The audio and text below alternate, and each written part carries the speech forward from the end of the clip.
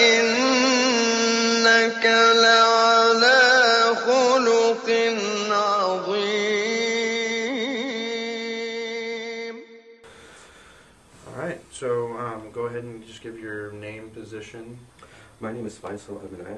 I am from Saudi Arabia, and I'm a student here at Muslim University in the Department of Psychology. Excellent.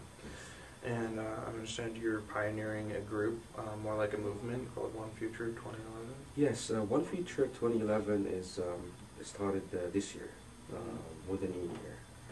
It started because of many reasons, and that's why we're here today to talk about those reasons. And I think that it is very important for people to know these reasons. So let's get some personal history on you first. So you're from Saudi Arabia. Yes, I was born and raised in Egypt, Cairo, Egypt, 1980, and I stayed there till 1994.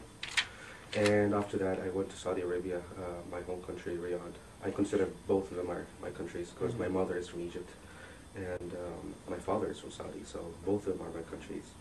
And also, I stayed there in Riyadh for 5 years, studying in the Riyadh school, which is an English section schools. And after that, I went to Egypt again to study dentistry. Okay. And third year of dentistry over there, I decided to come pursue dentistry here in the United States of America, for many reasons, to travel, learn from here, and get in touch with people that are away from us. All right. And while you were here, there, you were touched by an event that kind of inspired you to start. Yeah, to start off, people thought I was insane to come here after 9/11. You know, as a Saudi Arabian Muslim coming here, but I had faith, and I had faith in that. I was definitely sure that this is not who we are, and I took the step and I came here, and everything good happened after that. Which is very good. Yeah, why not you talk a little more about your faith and about the Muslims, because a lot of people aren't actually very enlightened about it at all. This is exactly also one of the reasons, because right now, let me go back a little bit backwards. The world today is much smaller than it was before in means of communications and friction between people. Right. Methods of communication is now provided for one person to sit in his office, his bedroom, his house, in the library, and just by one click he can see what happens thousands of miles away. Right. He can see and hear. And from there, people will start building ideas about the other cultures. And from there, we have stereotypes, biases, and from the media. So, unfortunately, through a lot of negative promotions in the media, Islam has been misconcepted. There's a lot of misconceptions about Islam. You know what I mean? There's a lot of misconceptions. So. Yeah, and I'm sure that, and it's not your fault here as the Western world. It's not their fault. There's a fault everywhere. So it's the Muslims' fault too that they did not show the real Islam. And it is the fault for businessmen back there to promote media, and you're not sure if that person that is in that situation or in that place to talk about Islam is the right person or not. You know what I mean? Yeah. So that's that. And a lot of misconceptions about Islam is just because people don't know. And from there, it started, let me get you back. I wanted to fall back into the reason why it all happened. Oh, of course. Yeah. So it all started in 2008. I was in a class here at Western Oregon University when one of the students who was in Iraq as a soldier, American soldier, said that at one time, by the way, the class was called Construction of Phrase. It was an anthropology class. I don't know if you have taken it with Professor Jordan Hoffer. I have not taken it. You have not taken it? Class.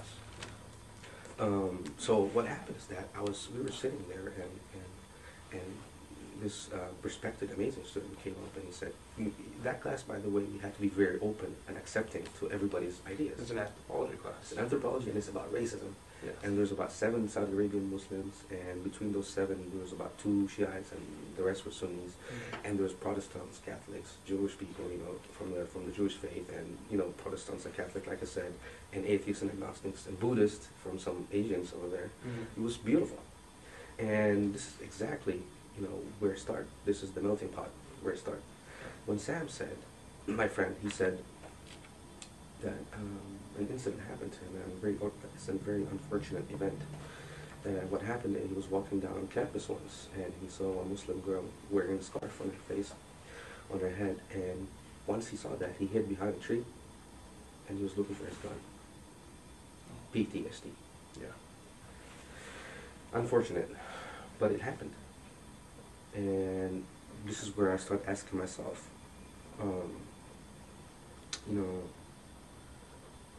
why did this happen? I was confused. I wanted to know why and how. And it made me ask myself a lot of questions and ask a lot of questions to people with knowledge. And I figured out that this is PTSD, and that is, that is related to psychology. So I'm like, psychology, interesting. Yes. I changed my major to psychology. I was a psychology major for a while. You were a psychology major for a while. It's a very interesting field. I love, still my minor is something I'm very much interested in, cognitive psychology specifically. That's amazing. Cognitive psychology is a very interesting field. So it was because of, this, I changed my major to psychology, and from there, I started to learn that there's something called cause and effect. Well, we know that by hindsight, but still, scientifically. And I, during my schooling and reading and researches, I found that these causes have many similar effects. There's a lot of causes and a lot of similar effects. It doesn't matter about PTSD or not. It is just an effect somehow. There's a cause, which is misconception, in my view, and the effect is anxiety, fear, miscommunication, maltreatment. I mean, just preconceived schema. I don't know if you've taken social psychology with Foster. Yes, I've taken with Foster. Yeah, so as have I, and just like you said earlier with the media and being so open to everything that's going on, and forming biases and forming and just misconceived notions that now we're conditioned to a certain set of schemas and responses that to where we don't necessarily have PTSD, but it's still exactly. And then because psychology tells us that human beings rely on these schemas and stereotypes because they don't want to go through the cognitive load. It's a cognitive load that's going on in their mind. So once they find that, Muslim beard, stay away, terror. But is this true? No, not at all. I work. I wrote a paper about, in that class, the racism class, I wrote a paper about corrections for misconceptions. And what I wrote about is information about Islam. To these students, I brought this information to the desks, and I saw some responses. I saw a lot of wows, and really, and oh my God. And I said, yes, this is true. And then, more deeper into that, it was my first research here in Western Oregon, which was about effective educational information on attitude and behavior. And what I did was, it was the first official scientific, first research for a student. But it was really interesting, even when my professor heard the title that I'll talk about. He said, interesting. So I knew that I was hitting a home run, because I felt an obligation. An obligation not only towards Muslims, and I have to make a point of this. This is a message for coexistence with any faith we can think of, even for people without faith. This is a message for coexistence between humans, and that we can find common grounds to live off with and live with peace and prosperity. But coming back to the research, I just wanted to clarify that first. Yeah. And so, I presented some information to these students, and what I did, I brought this information is ABC Islam. This is just some verses from the Quran. Any student in 2nd or 3rd grade can know what they mean, and you know how to read them. But it was about some topics that are hot at that time, and unfortunately till now, like Islam promotes for terror, oppression of women. These are at that time, there's a lot of other things too, like why do they slaughter, or, eat lamb, and things like that. I find them, this is not really the problem. I think people are afraid of terror, and people question, are women oppressed or not? And I showed them from just the Quran and just the teachings of Muhammad how these are misconceptions. Because in Islam, let's say you talk about terrorism. I said in Islam, first of all, there's a verse in the Quran that says there's no compulsion in religion. That means you can't force anybody to be Muslim. And this is the Quran, right? Another verse in the Quran says, and call unto the way of your Lord with wisdom and advice, and debate with them with better words. Meaning, if in the debate they say bad things to you, say the better word to them. Right? It's very similar to turn the other cheek. Yeah, which is, and it's pretty much the same. Yeah, exactly.